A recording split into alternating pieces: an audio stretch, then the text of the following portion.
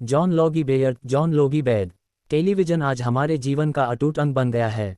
इसके द्वारा देश विदेश में होने वाली घटनाओं का विवरण हमारे सामने इस प्रकार आ जाता है जैसे मानो वे घटनाएं हमारे सामने ही घटित हो रही हों।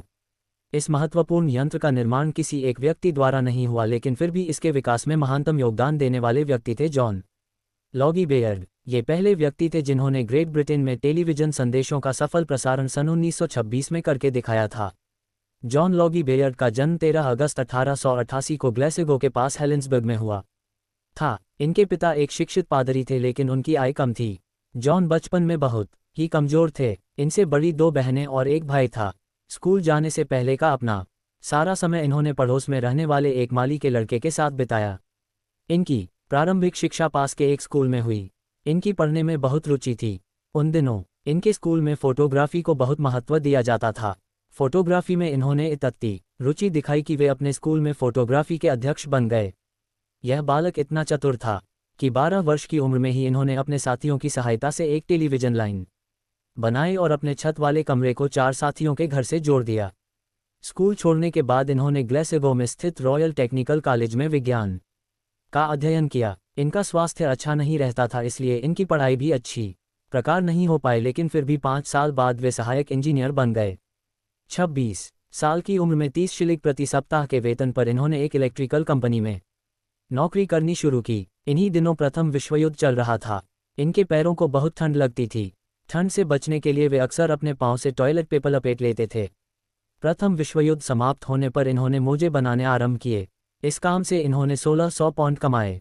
इसके बाद इन्होंने जैम और चटनी बनाने का कारखाना खोला। इन वस्तुओं की स्थानीय खपत कम थी, इसीलिए उन्होंने ये काम भी बंद कर दिया।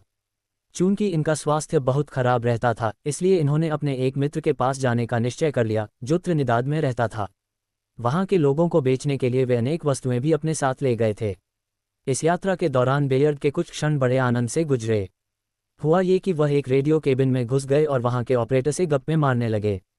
आपसी बातचीत में इन दोनों ने बिजली द्वारा हवा से तस्वीरें भेजने की समस्या पर विचार किया। सन 1922 में जब वे वापस लंदन पहुंचे तो उनकी उम्र 34 वर्ष की हो चुकी थी। उनके पास इस समय कोई रोजगार नहीं था और पैसा भी बहुत कम था। इन्हीं दिनों इनके मन में टेलीविज़न के आविष्कार करने का विचार आया। इस समय तक विश्व में और भी लोग इस क्षेत्र में काफ़ी कार्य कर चुके थे। बेयर्ड ने अपने उपकरण की रूपरेखा बनाई।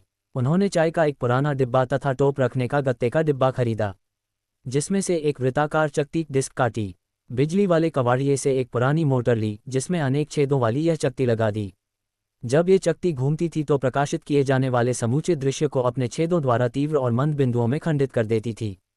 बिस्कुट के खाली डिब्बे में प्रोजेक्शन लैंप लगा था। Selenium cell, neon lamp, radio valve आदि टूटे फूटे उपकरणों की सहायता से उन्होंने अपना प्रयोग आरंभ किया। बेयर्ड कभी अपने उपकरण में कुछ लगाते, कभी कुछ खोलते तो कभी कुछ सुधार करते। महीनों तक मेहनत करने के बाद उनका प्रथम टेलीविज़न ट्रांसमीटर और रिसीवर बना, जो अभी बहुत ही प्रारंभिक अवस्था में था। काफ़ी समय परीक्षण करने के बाद सन 1924 के बसंत में वे एक माल्टिस क्रॉस की छाया को 3 गज की दूरी तक प्रसारित करने में सफल हो गया। बेयर्ड के पास धन नहीं था, इसलिए अखबारों में इन्होंने विज्ञापन छपवाए। इन विज्ञापनों के फलस्वरूप उन्हें कुछ धनराशि प्राप्त हुई।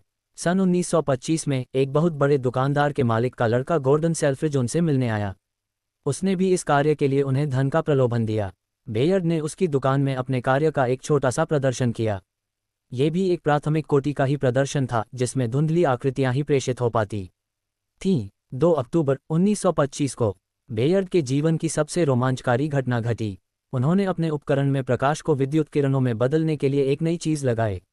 उन्होंने अपने उपकरण का स्विच दबाया तो उन्हें सहसा अपनी आंखों पर विश्वास न रहा। वे देखते क्या हैं कि उनके उपकरण में दृश्य का पूरा चेहरा उभर आया है। इसे देखकर बेयर्ड उछल पड़े। इस प्रकार सन 1925 में उन्होंने मानव के चेहरे का प्रसारण करने में सफलता प्राप्त की। सन 1926 में लंदन के रॉयल इंस्टीट्यूशन में उन्होंने चलते फिरते टेलीविज़न चित्रों के प्रेषण का प्रदर्शन किया। सन 1929 में जर्मन पोस्ट ऑफिस में टेलीविज़न सेवा विकसित करने के लिए उन्हें सुविधाएं प्रदान की।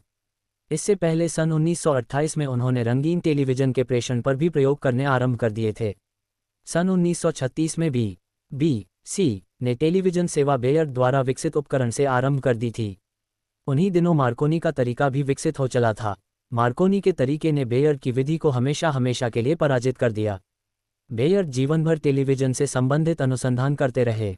पैसे के अभाव और खराब स्वास्थ्य होने पर भी जीवन के अंतिम वर्षों में सन 1945 तक वे रंगीन टेलीविजन के क्षेत्र में काफ़ी कार्य करते रहे।